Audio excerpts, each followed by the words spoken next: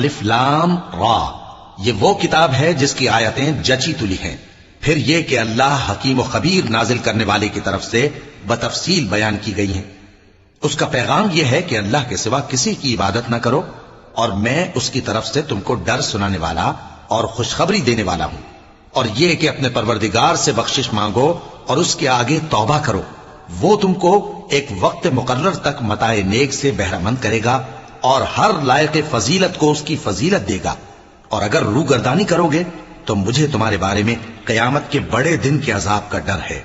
تم سب کو اللہ کی طرف لوٹ کر جانا ہے اور وہ ہر چیز پر قادر ہے. دیکھو یہ اپنے سینوں کو دوہرا کرتے ہیں تاکہ اللہ سے چھپ جائیں. سن رکھو جس وقت یہ اپنے کپڑوں میں لپٹ رہے ہوتے ہیں تب بھی وہ ان کی چھپی اور کھلی باتوں کو جانتا ہے. وہ تو دلوں کی باتوں تک سے آگاہ ہے. اور زمین پر کوئی چلنے پھرنے والا نہیں مگر اس کا رزق